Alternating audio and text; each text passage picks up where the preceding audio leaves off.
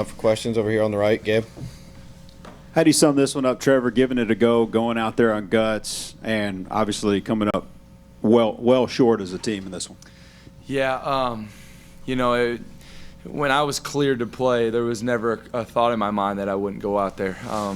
This is what I do. This is what I've done for 5 years, and I've poured everything I have into this game, both at Oklahoma and then, golly, the awesome journey that brought me here. And it's truly been an honor and a privilege to be a Texas A&M Aggie. And I say that from the bottom of my heart with everybody involved. The university as a whole, just like I've said a couple times, just wrapping their arms around me and welcoming me in. And then most importantly, those guys in that locker room. I've got guys in there that I'll be lifelong friends with. And, I hurt a little bit. I hurt for the seniors. This isn't how we wanted to go out. This isn't how anybody kind of draws it up. We had high hopes at the beginning of the season, but I think the culture of our team is in really good hands. We believe in each other, we love each other, and that's all I could ever ask for. Yeah, do you want to go undefeated and play for the national championship? Of course. Do you want to win on senior night? Of course you do. But walking into that locker room and getting the hugs from the guys that truly mean the most to me, that was what was going to be memorable for me. Up here in the front, Travis. Kind of when did you know that you were cleared to go, and what did your week of practice look like this week? I tossed a little bit last week, just a couple yards, and then just kind of slowly progressed and came out. It was a short week, so came out on Sunday and threw like 10 balls within 10 yards, and then slowly throughout the next 3 days, tried to work it up and didn't throw, completely until our Friday practice on Wednesday, and let it loose, and it felt good, and I felt good all day today. I didn't necessarily have as much juice on the ball as I would like to, but no pain or anything like that, so I was able to play. Over here on the right, Ben. Just kind of as a follow-up to that, though, when were you medically cleared by the doctors to play in this week's game? Well, there wasn't anything structurally wrong, and so it was really just, fighting through that pain,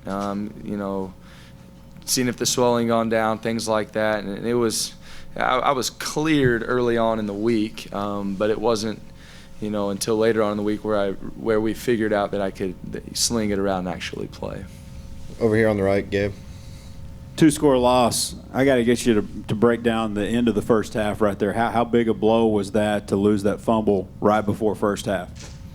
Yeah, they scored 10 points there, I believe, in the second quarter, and we got none, and that was the difference right there. And then they continue. You got to give them credit. They continued to move the ball down the field and put up points and have key stops when they needed to on the defensive side of the ball. I think in the second half we kind of found our groove a little bit, and if I remember correctly, we had one drive there at the beginning and that we got stopped on, and then the last drive that I was in there we got stopped on. But other than that, we were moving the ball pretty good, and so you just got to give them credit. They kept battling and putting points on the board.